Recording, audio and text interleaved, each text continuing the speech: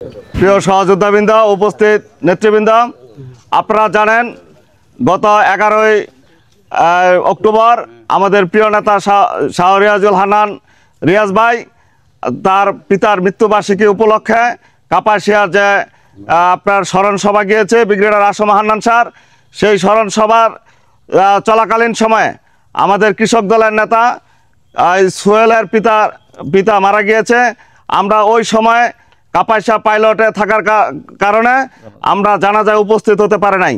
আজকে সোহেলের পিতার মৃত্যুতে আমরা সকলে গভীর শোক প্রকাশ করি এবং আজকে তার পিতার কবর জিয়ারতের জন্য আমরা আজকে এখানে এসেছি।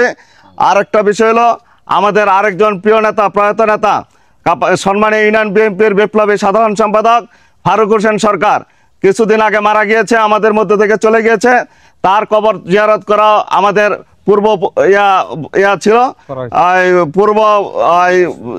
পরিকল্পনা ছিল। সেই হিসাবে আমরা দুটি কবরই আজকে জিয়ারত করেছি।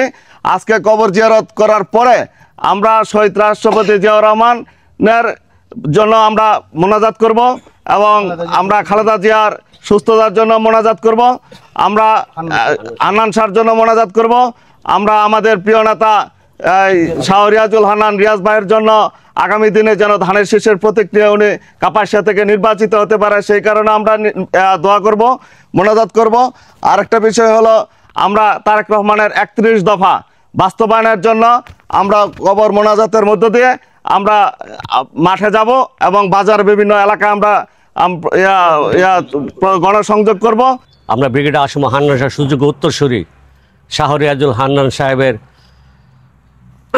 আগামী যে 12 তারিখে যে সংসদ নির্বাচন, ওনার পক্ষে আমরা দাওয়াত দেওয়ার জন্য, গণসংযোগের জন্য আমরা এই প্রত্যেক এলাকায় যাব, ঘরে ঘরে যাব এবং শাহ রিয়াজুল হান্নানের পক্ষে আমরা ভোট চাইব। এটা তো এই হলো আমাদের মূল উদ্দেশ্য।